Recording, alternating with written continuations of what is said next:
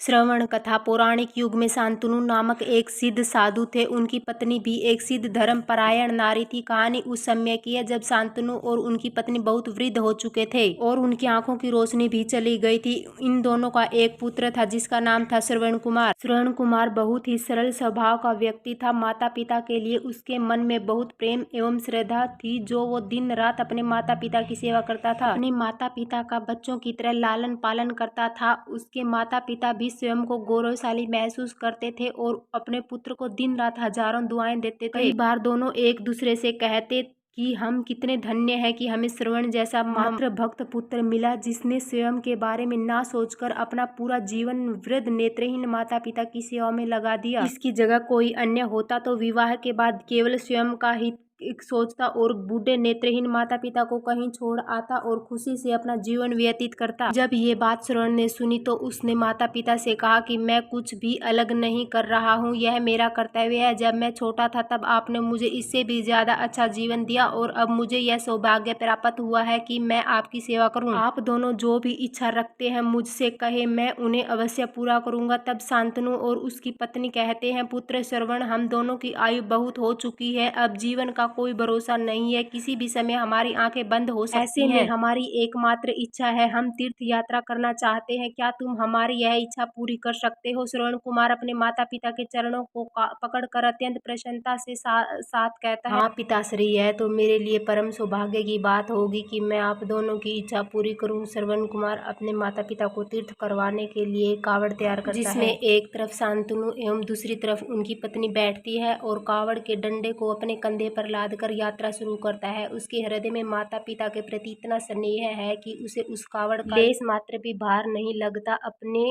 पुत्र के इस कार्य से माता पिता का मन प्रसन्नता से भर उठता है और वे पूरे रास्ते अपने पुत्र श्रवण की दुआएं देते चलते हैं। तीर्थ करते समय जब वे तीनों अयोध्या नगरी पहुंचते हैं तब माता पिता श्रवण से कहते हैं कि उन्हें प्यास लगी है। श्रवण कावड़ को जंगल में रखकर हाथ में पत्तों का पात्र बनाकर सरयू नदी से जल लेने जाता है। उसी समय उस वन में अयोध्या के राजा दशरथ अखोट पर निकले थे और उस घने वन में वह हिरण को शिकार बनाने के लिए उसके पीछा कर रहे थे। तभी उन्हें घने जंगल में झाड़ियों के पार सरयू नदी से पानी के हलचल की आवाज आती है। उस हलचल को हिरण के पानी पीने की आवाज समझकर महाराज दशरथ शिकार के उद्देश्य से तीर चला देते हैं और उस तीर से श्रवण कुमार के हृदय को आघात पहुंचता है, जिससे उसके मुंह से पीड़ा भरी आवाज निकलती है, जिसे सुन दशरथ स्तंभ रह जाते हैं और उन्हें अनहोनी का एहसास होता है और वे भागकर सरयू नदी के तट पर पहुंचते हैं, जहां वे अपनी तीर को श्रवण के हृदय में लगा देकर भयभीत हो जाते हैं और उन्हें अपनी भूल का एहसास होता है।